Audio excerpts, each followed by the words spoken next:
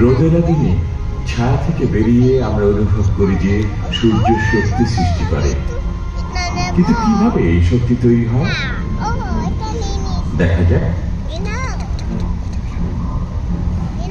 এটি সূর্য পৃষ্ঠের ঠিক নিচের প্রবাহ, পানি ফুটে ওঠার আগের মুহূর্তে। আরো গভীরে গেলে দেখা যাবে গ্যাস থেকে উৎপাদিত বিদ্যুৎ চক্রাকারে সূর্যের শক্তি বাইরে ছড়িয়ে দেয়। বিশ্ব ব্রহ্মাণ্ডের অন্যতম শক্তিশালী প্রক্রিয়ার মাধ্যমে এই শক্তি সূর্যের কেন্দ্রে উৎপন্ন হয়।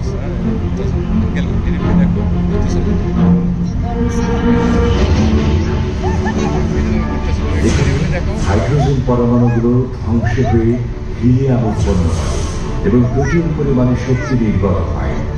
এটি এক ধরনের মিশ্রণ, এই জন্য নক্ষত্র উজ্জ্বল দেখায়। মিশ্রণের ফলে গ্যাসের বাইরের চাপ এবং ভেতরে অভিকর্ষ তারের মধ্যকার ভারসাম্যে নক্ষত্র সৃষ্টি হয়, নক্ষত্র। কিন্তু অন্য অনেক নক্ষত্রের মতো সূর্য আলোকোজ্জ্বল। ঘূর্ণায়মান প্রবাহ যে বিশাল চৌম্বকীয় ক্ষেত্র তৈরি করে তা এই রেখাগুলো দিয়ে দেখানো হয়েছে। চৌম্বকীয় ক্ষেত্র রেখাগুলো একত্রিত হলে সানস্পট বা সূর্যদাগ সৃষ্টি হয়। কিছু কিছু সূর্যদাগ পৃথিবীর চেয়ে বড়।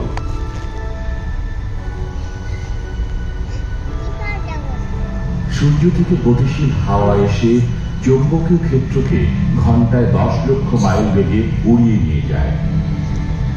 মনে রাখবেন, 10 লক্ষ মাইল প্রতি ঘন্টায়।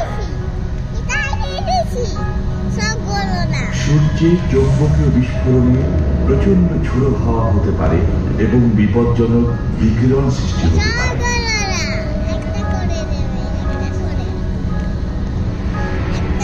সৌরঝড়ে টেলিভিশন সংকেত ক্ষতিগ্রস্ত সহ অন্ধকারও নেমে আসতে পারে।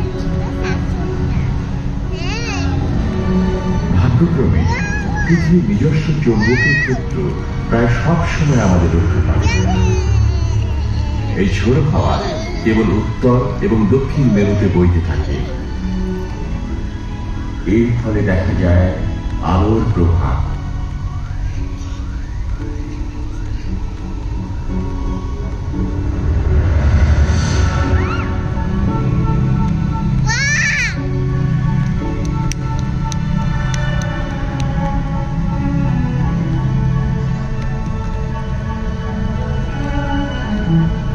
মহাকাশকে আমরা শূন্য ভাবি, কিন্তু এখানে রয়েছে বহুদূর বিস্তৃত সূর্যের প্রভাব।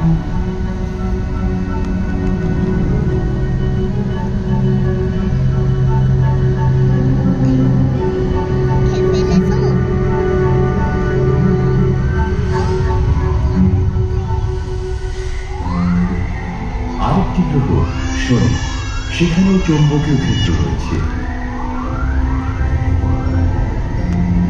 শনি গ্রহে রয়েছে নিজস্ব আলো।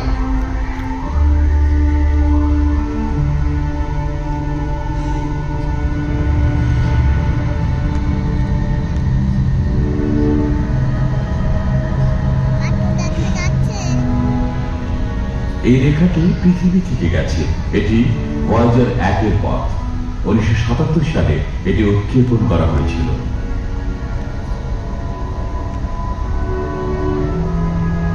2004 সালে আবিষ্কৃত হয় সৌরঝড়ের শেষ কোথায়।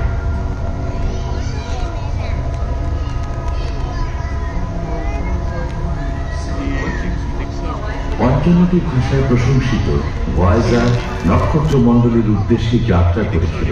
সেখানে কিছু আছে কিনা তা দেখাই ছিল যাত্রার উদ্দেশ্য।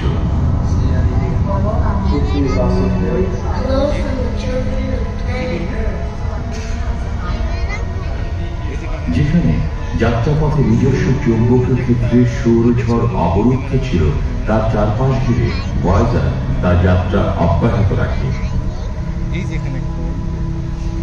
সৌরজগতের বাধা সত্ত্বেও সূর্যের শক্তি সেখানে পৌঁছে যায়। কিন্তু সূর্য সবসময় উজ্জ্বল নয়। বেশিরভাগ নক্ষত্রের জীবনের শেষ ভাগে কি ঘটে?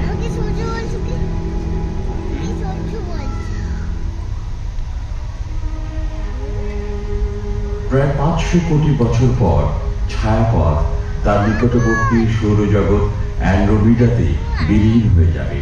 তখন সূর্য হয়ে উঠবে এক লোহিত দানব। প্রায় সব তারকার জীবনের শেষ ভাগে এমনই হয়। এটি পৃথিবীর বহিরাবরণ। ভয় নেই, অনেকদিন পর মানুষ হারিয়ে যাবে, অথবা আমরা কেবল কল্পনাই করতে পারি।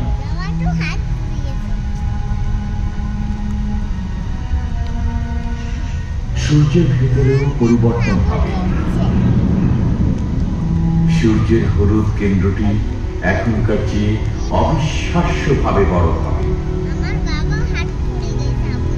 শেষ পর্যন্ত বেশিরভাগ তারকার মতো সূর্য থেকে সৌরজগতে ধর্ষ ছড়িয়ে পড়বে। জন্ম নেবে নতুন নক্ষত্র, নতুন গ্রহ, সম্ভাবনাময় নতুন জীবন। শেখ বামন নামে পরিচিত সূর্যের অবশিষ্টাংশ কোটি কোটি বছর পর শীতল হয়ে মিলিয়ে যাবে।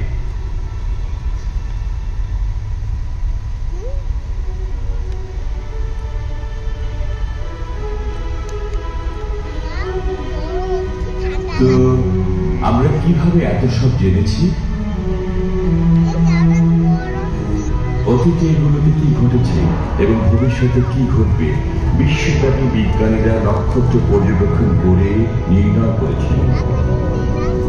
নক্ষত্রপুঞ্জের মধ্যে কালপুরুষ ও অন্যান্য নক্ষত্রের কিভাবে জন্ম হয়েছে বিজ্ঞানীরা তা জেনেছেন। এখন আপনিও জানবেন এবং দেখবেন।